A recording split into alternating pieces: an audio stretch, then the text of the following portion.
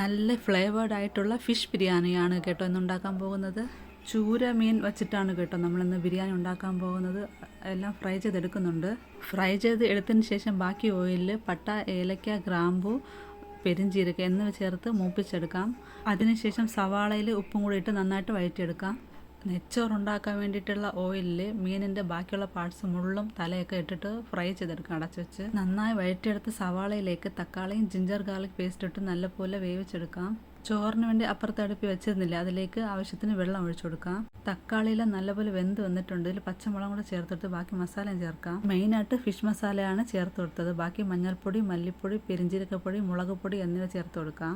ശേഷം പുളിയില്ലാത്ത തൈരും കൂടെ ചേർത്ത് നന്നായിട്ട് യോജിപ്പിച്ചെടുക്കാം. എന്നിട്ട് ഫ്രൈ ചെയ്ത് വെച്ച മീനും കൂടെ ഇട്ട് നന്നായിട്ട് ഇളക്കിയെടുക്കാം. തൈരിന് പകരം പാലും ചേർത്ത് കൊടുക്കാം കേട്ടോ. നമ്മൾ ചോറിന് വെച്ചിട്ടുണ്ടായിരുന്നില്ല, ആ വെള്ളം തിളച്ച് വന്നപ്പോൾ ഊറ്റി വെച്ച അരി ഇട്ട് കൊടുത്തിട്ടുണ്ട്. നമ്മൾ അരപ്പിലേക്ക് ഇലകളൊക്കെ ചേർത്ത് കൊടുത്തിട്ടുണ്ട്.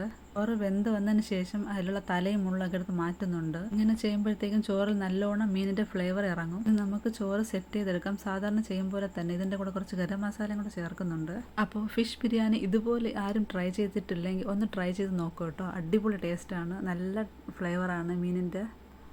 നിങ്ങൾക്ക് ഈ വീഡിയോ യൂസ്ഫുൾ എന്ന് തോന്നിയാൽ ഒന്ന് ലൈക്ക് ചെയ്ത് നമ്മളെ ചാനൽ ഒന്ന് സപ്പോർട്ട് ചെയ്യണം. Thank you, by.